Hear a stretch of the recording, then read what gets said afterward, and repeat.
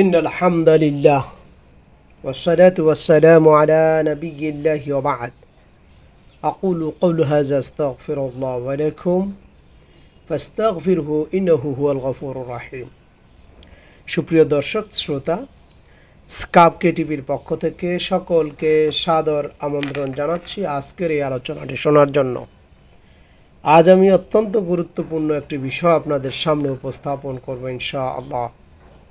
আল্লাহ পাক রব্বুল আলামিনের নিকট তৌফিক কামনা করে শুরু করছি আজকের আলোচনা। আজকের আলোচনার বিষয় যাদের ভাগ্যে মিলবে হাউজে কাউসার ও নবীজির শাফায়াত। হাশরের ময়দানে সকল মানুষের হিসাব নিকাশের দিন পিপাসায় মানুষ কাতরাতে থাকবে, কলিজা পুড়ে যাবে, তৃষ্ণার জ্বালায় জ্বলে যাবে অন্তর। এমন পিপাসার্থ মুহূর্তে আল্লাহ পাক রব্বুল আলামিন এমন পিপাসার্থ মানুষকে আর কখনো করেননি, অথবা মানুষ এমন পিপাসার্থ আর কখনো হয়নি। সে সময় সমস্ত উম্মতি মুহাম্মাদের জন্য কাউসার নিয়ে হাজির হবেন প্রিয় নবী সাল্লাল্লাহু আলাইহি ওয়াসাল্লাম। আল্লাহ তাআলার পক্ষ থেকে নবী মুহাম্মদুর রাসূলুল্লাহ সাল্লাল্লাহু আলাইহি সাল্লামের জন্য এটি এক বিশেষ সম্মান ও মর্যাদা। উম্মতকে হাউজে কাউসারের পানি পান করানোর জন্য প্রিয় নবী সাল্লাল্লাহু আলাইহি সাল্লাম হাশরের মাঠে ডাকবেন। কিয়ামত দিবসে হিসাবের সময় মুহাম্মদুর রাসূলুল্লাহ সাল্লাল্লাহু আলাইহি সাল্লামের উম্মতেরা হাউজে কাউসারের পানি পান করবেন।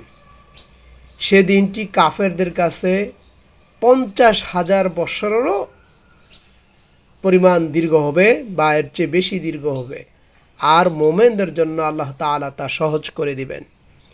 সেদিনের নেয়ামত হলো হাউজে কাউসারের পানির গুণাগুণ অনেক।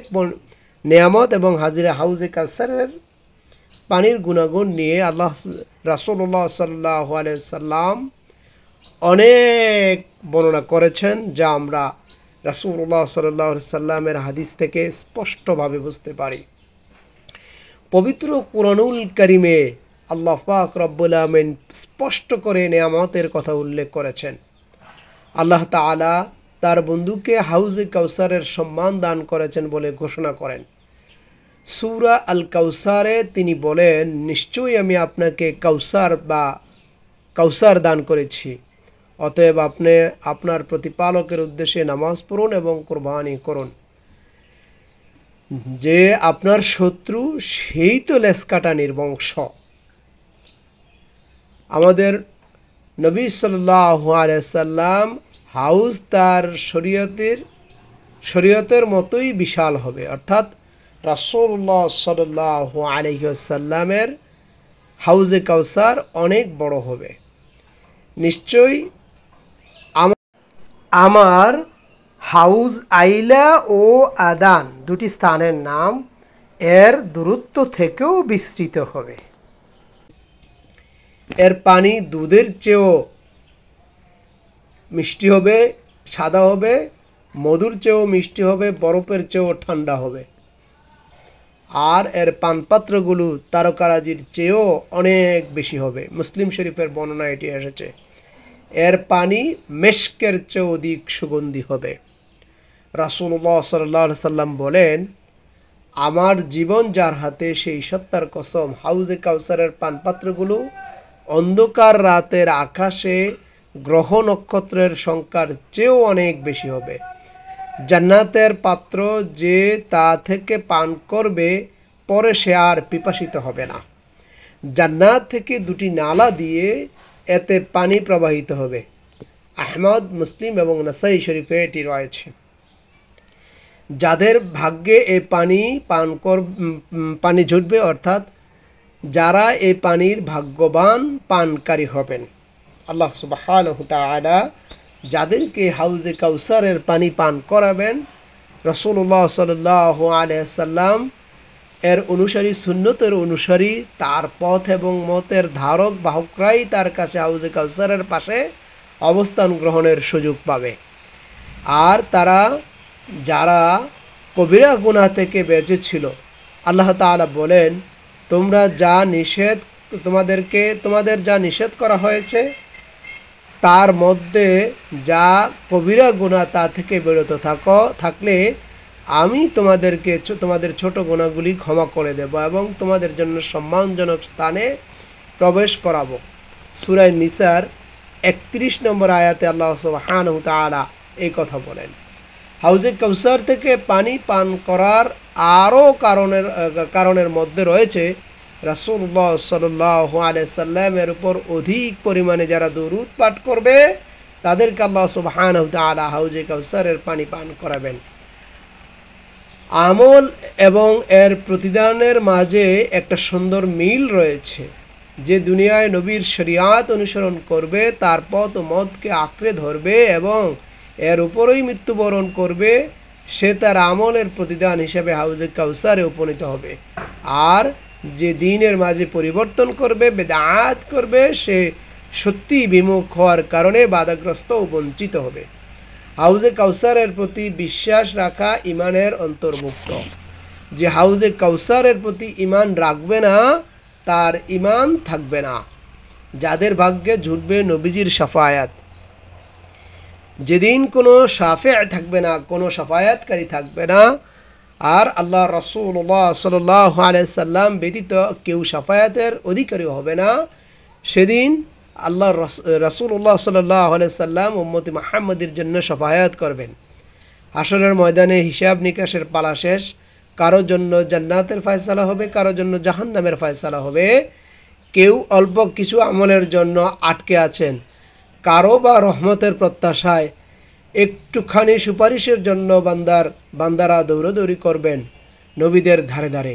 সেদিন কারো সাহস হবে না আল্লাহর দরবারে সুপারিশের হাত বাড়াতে, একমাত্র নবী মুহাম্মদুর রাসূলুল্লাহ সাল্লাল্লাহু আলাইহি সাল্লাম ছাড়া।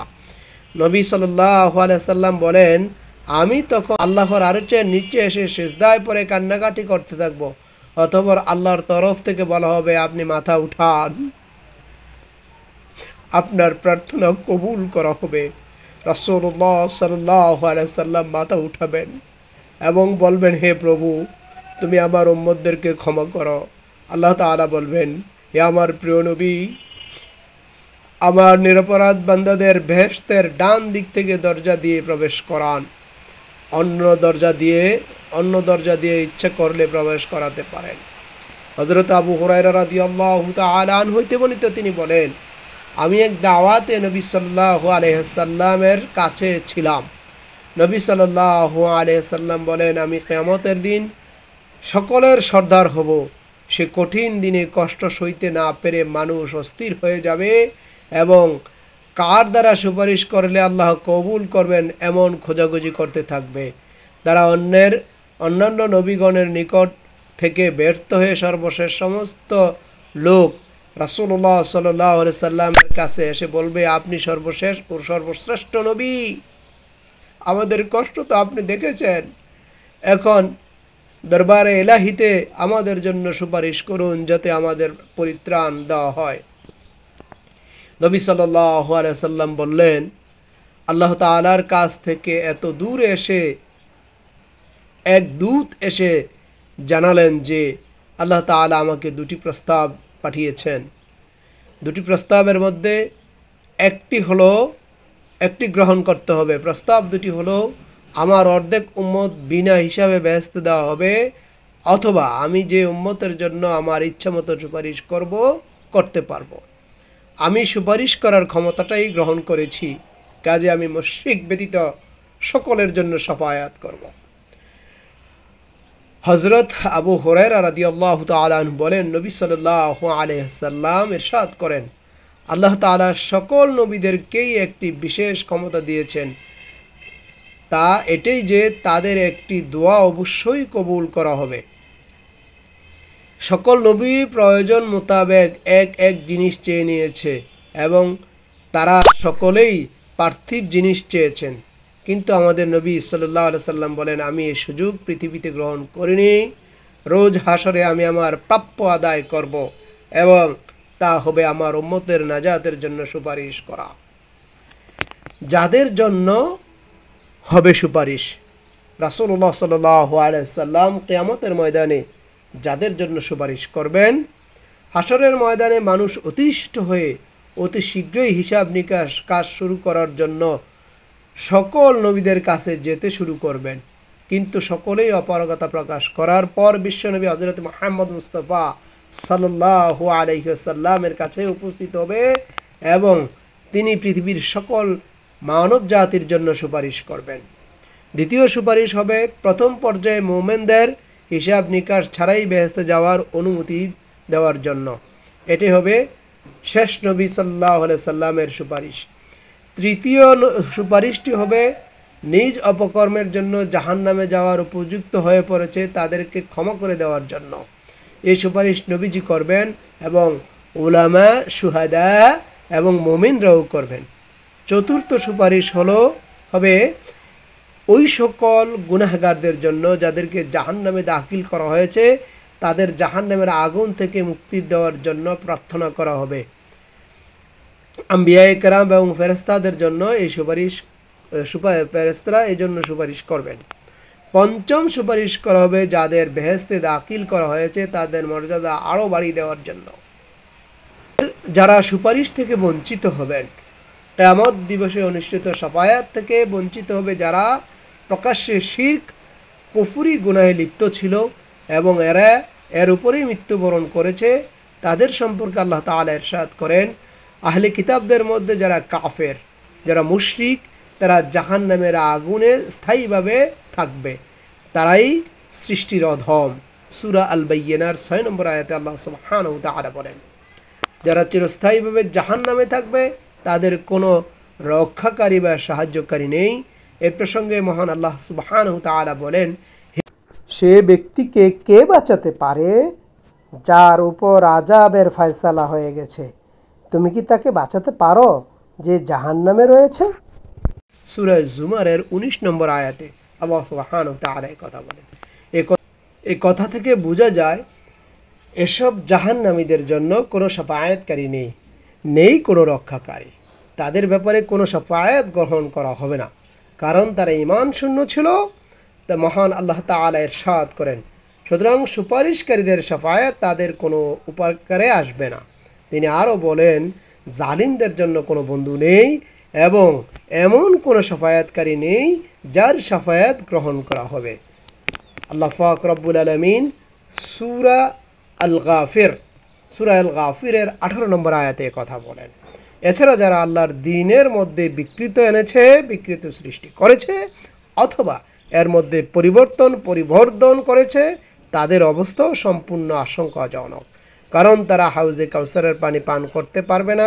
স্বয়ং রাসূলুল্লাহ সাল্লাল্লাহু আলাইহি সাল্লাম তাদেরকে এই বলে তাড়িয়ে দেবেন, তারা দূর হও, ধ্বংস হও। এই বলে রাসূলুল্লাহ সাল্লাল্লাহু আলাইহি সাল্লাম তাদেরকে তাড়িয়ে দেবেন এবং যারা আমার পর দিনের মধ্যে পরিবর্তন ও রদবদল করেছ, তোমরা দূর হও। বুখারী মুসলিম শরীফের মধ্যে এটি বর্ণিত রয়েছে। তাই তাকে অত্যন্ত সতর্ক হতে হবে। আল্লাহ তাআলা এবং রাসূলুল্লাহ সাল্লাল্লাহু আলাইহি সাল্লামকে পুরোপুরিভাবে মেনে চলতে হবে এবং কোনো অবস্থাতে আল্লাহর দ্বীনের অপব্যাখ্যা করা যাবে না। সম্পূর্ণ অবিকলভাবে, সম্পূর্ণ অপরিবর্তিতভাবে আল্লাহ এবং রাসূলুল্লাহ সাল্লাল্লাহু আলাইহি ওয়াসাল্লামের দ্বীনকে গ্রহণ করতে হবে। বস্তুত তাওহীদ হচ্ছে মানুষের চিরমুক্তির সুনিশ্চিত সনদ, আর শিরক হচ্ছে মানুষের ধ্বংসের মূল। তাই তাওহীদবাদী ঈমানদার লোকদের মহাপাপী হলেও মুক্তি পাবে, আর মুশরিকরা মহাজ্ঞানী ও গুণধর হলেও অমার্জনীয় অপরাধ করার কারণে তারা কখনো মুক্তি পাবে না। এজন্য ইসলামের প্রিয় নবী সাল্লাল্লাহু আলাইহি সাল্লাম বলেছেন, আমার উম্মতের মধ্যে এই শাফায়াত ইনশাআল্লাহ সেই ব্যক্তি লাভ করবে যে আল্লাহ তাআলার সঙ্গে কোনো কিছুকে শরিক করে নাই, শরিক না করা অবস্থায় সে মৃত্যুবরণ করেছে। বুখারী এবং মুসলিম শরীফের মধ্যে এই হাদিসখানা বর্ণিত রয়েছে। আল্লাহ পাক রব্বুল আলামিন আমাদেরকে শিরক মুক্ত জীবন যাপন করার তৌফিক দান করুন। সম্মানিত উপস্থিতি, সূরা আল কাউসারে আল্লাহ পাক রব্বুল আলামিন যে হাউজে কাউসারের কথা বলেছেন, রাসূলুল্লাহ সাল্লাল্লাহু আলাইহি সাল্লাম যে হাউজে কাউসার সম্পর্কে কিছু কথা বলেছেন, তা হলো এক, হাউজটি কিয়ামতের দিন তাকে দেওয়া হবে। রাসূলুল্লাহ সাল্লাল্লাহু আলাইহি সাল্লামকে এমন একটি সময় হাউজে কাউসার দান করা হবে যখন সমস্ত নবী, সমস্ত উম্মতগণ, সমস্ত নবীর উম্মতগণ আল আচ আল আচ, পিপাসা পিপাসা বলে চিৎকার করবে। সে সময় তার উম্মতের কাছে তার কাছে এবং তা হাউজে কাউসারের চারদিকে সমবেত হবে এবং পানি পান করবে। তিনি সবার আগে সেখান থেকে পানি পান করবেন, তার মাঝ বরাবর জায়গায় বসে থাকবেন। তার উক্তিটি হলো ওয়াহাউদুন তারুদ্দু আলাইহি উম্মতি ইয়াউমাল কিয়ামা। এটা হলো সেই হাউজ, আমার উম্মত কিয়ামতের দিন তার কাছে থাকবে। মুসলিম শরীফের মধ্যে এটি বর্ণিত রয়েছে। রাসূলুল্লাহ সাল্লাল্লাহু আলাইহি সাল্লামের আরেকটি রওয়ায়াতে বলা আছে, আনা ফুরাতুকুম আলাল হাউদি, আমি সবার আগে সেখানে পৌঁছে যাব। বুখারী মুসলিম শরীফের মধ্যে এটি বর্ণিত রয়েছে। হযরত আব্দুল্লাহ ইবনে আব্বাস রাদিয়াল্লাহু তাআলা আনহু ও আবু হুরায়রা রাদিয়াল্লাহু তাআলা আনহু থেকে বর্ণিত রওয়ায়াত সমূহের মধ্যে রাসূলুল্লাহ সাল্লাল্লাহু আলাইহি সাল্লাম বলেছেন, ইন্নী ফুরাতুল লাকুম ওয়া আনা শাহীদুন আলাইকুম ওয়া আন্নী ওয়াল্লাহি লা আনজুরু ইলাল হাউদিল আন। আমি তোমাদের আগে পৌঁছব, তোমাদের জন্য সাক্ষ্য দেব এবং আল্লাহর কসম আমি এই মুহূর্তে আমার হাউজ দেখতে পাচ্ছি। বুখারী এবং মুসলিম শরীফের মধ্যে কিতাবুল জানায়েজে, কিতাবুল মাগাজি এবং কিতাবুর রিকাকের মধ্যে এটি বর্ণিত রয়েছে। আনাস আনসারদেরকে সম্বোধন করে একবার তিনি কথা বলেছেন, ইন্নাকুম সাতুলকাউনা বা'দা আথরাতান ফাসবিরু হাক্কা তালকুনি আলাল হাউদ। আমার পরে তোমরাই স্বার্থবাদিতা ও জনপ্রিয়তার স্বজনপ্রীতির পাল্লায় পড়বে, তখন তার উপর সবর করবে, আমার সাথে হাউজে কাউসার এসে মিলিত হবে। বুখারী এবং মুসলিম শরীফের এটি বর্ণিত রয়েছে। অন্য একটি বর্ণনায় রয়েছে, আনা ইয়াউমুল কিয়ামতি ইনদা আকরিল হাউদ, কিয়ামতের দিন আমি হাউজের মাঝখানে বসে থাকব। হযরত আবু বারজাহ আসলামী রাদিয়াল্লাহু তাআলা আনহুকে জিজ্ঞাসা করা হলো, আপনি কি হাউজ সম্পর্কে রাসূলুল্লাহ সাল্লাল্লাহু আলাইহি ওয়াসাল্লামকে কোনো কিছু বলতে শুনেছেন? তিনি বললেন, একবার নয়, দুইবার নয়, তিনবার নয়, চারবার নয়, পাঁচবার নয়, বরং 12 বার শুনেছি। যে ব্যক্তি একে মিথ্যা বলবে, আল্লাহ তাআলা তাকে যেন এই হাউজের পানি পান না করান। আবু দাউদ শরীফের কিতাবুস সুন্নাহ এটি রয়েছে। ওবায়দুল্লাহ ইবনে জিয়াদ হাউজ সম্পর্কিত রেওয়ায়াতটি মিথ্যা মনে করত, এমনকি সে হযরত আবু বারজাহ আসলামী রাদিয়াল্লাহু তাআলা আনহু এবং বারাআ ইবনে আযিব রাদিয়াল্লাহু তাআলা আনহু ও আয়াদ ইবনে উমর রাদিয়াল্লাহু তাআলা আনহুর বর্ণিত রেওয়ায়াতগুলো অস্বীকার করলো। শেষে আবু সাবরাহ একটি লিপি বের করে নিয়ে আসলেন এবং লিপিতে তিনি হযরত আব্দুল্লাহ ইবনে আমর ইবনুল আস রাদিয়াল্লাহু তাআলা আনহুর মুখে শুনে লিখে রেখেছিলেন। তাতে রাসূলুল্লাহ সাল্লাল্লাহু আলাইহি সাল্লামের এই বাণীটি লেখা ছিল, আলা ইন্না মাউইদুকুমুল হাউদি, জেনে রাখো আমার এবং তোমাদের সাক্ষাতের স্থান হবে আমার হাউজ। মুসনাদে আহমদ আব্দুল্লাহ ইবনে আমর ইবনুল আসের রিওয়ায়াত সমূহের মধ্যে এটি বর্ণিত রয়েছে। 2, হাউজে কাউসারের আয়তন সম্পর্কে রাসূলুল্লাহ সাল্লাল্লাহু আলাইহি সাল্লামের বিভিন্ন হাদিস পাওয়া যায়, তবে অধিকাংশ রিওয়ায়াতে বলা হয়েছে এটি আইলা বা বর্তমান ইসরায়েলের আইলা বন্দর থেকে ইয়েমেনের সানা পর্বত পর্যন্ত অথবা আইলা থেকে এডেন পর্যন্ত কিংবা আম্মান থেকে এডেন পর্যন্ত দীর্ঘ হবে, আর এটির চওড়া হবে আইলা থেকে হস্কা বা জেদ্দা বা ও রাগেবের মাঝখান পর্যন্ত যে জায়গা রয়েছে এই জায়গা সমপরিমাণ। বুখারী শরীফের কিতাবুর রিকাক, আবু দাউদ শরীফের তালাসির 995 নম্বর হাদিসে, এটি মুসনাদে আহমদ আবু বকর সিদ্দিক রাদিয়াল্লাহু তাআলা আনহু ও ইবনে উমর রাদিয়াল্লাহু তাআলা আনহুর রিওয়ায়াত সমূহের মধ্যে রয়েছে। মুসলিমের কিতাবুত তাহারাত ও কিতাবুল ফাজাইল, তিরমিজির আবওয়াবুস সিফাতিল কিয়ামা, ইবনে মাজার কিতাবুল জুহুদের মধ্যে এটি বর্ণিত রয়েছে। এ থেকে অনুমান করা যায় বর্তমান লোহিত সাগরটিকেই কিয়ামতের দিন হাউজে কাউসারের পরিবর্তিত করে দেওয়া হবে। তবে আসল ব্যাপার একমাত্র আল্লাহ সুবহানাহু ওয়া তাআলাই ভালো জানেন। 3, এ সম্পর্কে রাসূলুল্লাহ সাল্লাল্লাহু আলাইহি সাল্লাম বলেছেন, জান্নাতের কাউসারের ঝর্ণা দ্বারা যে পানি থেকে এনে ঢালা হবে। একটি হাদিসে বলা হয়েছে, ইয়াশখাবু ফীহি মিজাবান মিনাল জান্নাহ। অন্য একটি হাদিসে বলা হয়েছে, ইয়াউতু ফীহি মিজাবান ইয়ামদানাহু মিনাল জান্নাহ। থেকে দুটি খাল কেটে এনে তাতে ফেলা হবে এবং জান্নাত থেকে দুটি খাল কেটে এনে তাতে ফেলা হবে এবং এর সাহায্যে সেখান থেকে তাতে পানি সরবরাহ করা হবে। মুসলিম শরীফের কিতাবুল ফাজাইল এর বর্ণনা রয়েছে। অন্য এক হাদিসে বলা হয়েছে, ইয়াফতাহু নাহরুন মিনাল কাউসারে ইলাল হাউদে, অর্থাৎ জান্নাতের কাউসার ঝর্ণা ধারা থেকে একটি নহর হাউজের দিকে খোলা হবে এবং তার সাহায্যে এতে পানি সরবরাহ করা হবে। মুসনাদ আহমদ আব্দুল্লাহ ইবনে মাসউদ রাদিয়াল্লাহু তাআলা আনহু এটি রওয়ায়াত করেন।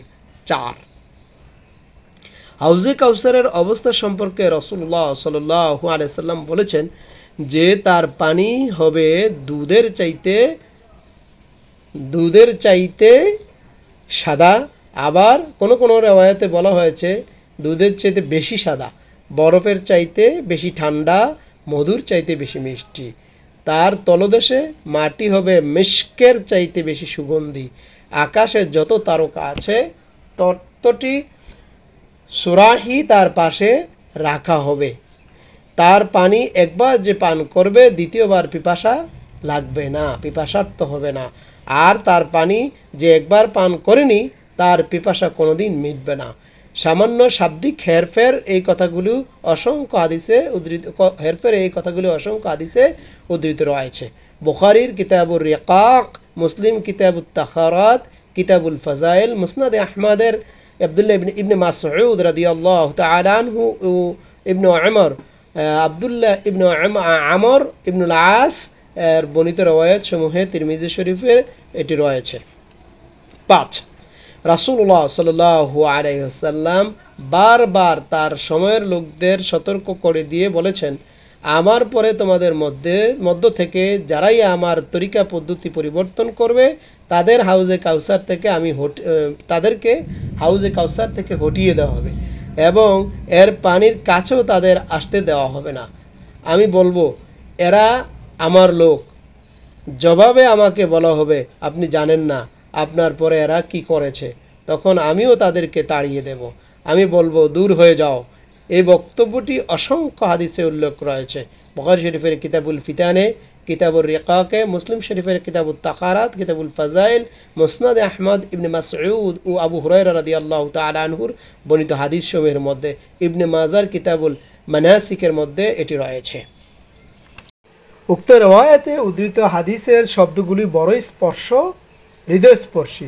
তাতে রাসূলুল্লাহ সাল্লাল্লাহু আলাইহি সাল্লাম বলেছেন, আলা ওয়া ইন্নী ফুরুতুকুম আলাল হাউদি ওয়া কুআথিরু বিকুমুল উমাম ফালা তাসওয়াদ্দু ওয়াজহি আলা ওয়া ইন্নী মুস্তানকিযু উনাসান ওয়া মুস্তানকিযু উনাসুন মিন্নি ফাআকুলু ইয়া রাব্বা আসহাবি ফায়াকুলু ইন্নাকা লা তাদরি মা আহদাসু বা'দাক।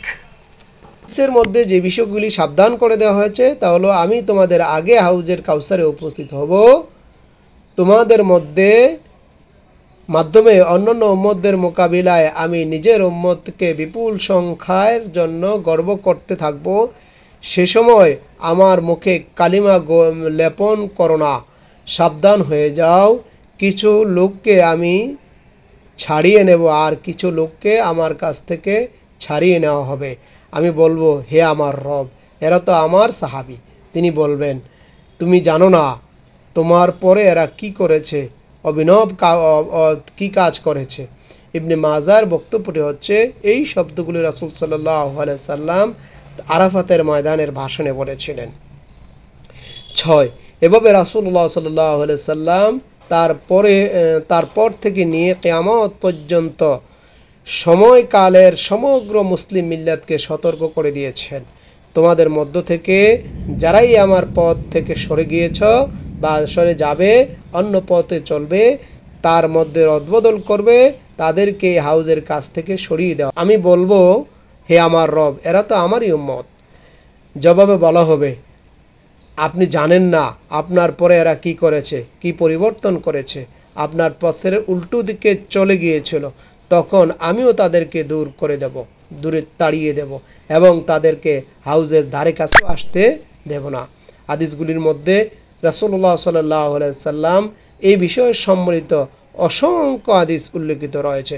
বুখারীর কিতাবুল মুশাকাত, কিতাবুর রিকাক, কিতাবুল ফিতান, মুসলিমের কিতাবুত তাখারাত, কিতাবুস সালাত, কিতাবুল ফাজাইল, ইবনে মাজার কিতাবুজ জুহুদ, মুসনাদ আহমদ আব্দুল্লাহ ইবনে আব্বাস রাদিয়াল্লাহু তাআলা আনহুর বর্ণিত হাদিস সমূহের মধ্যে এর বিস্তারিত রয়েছে।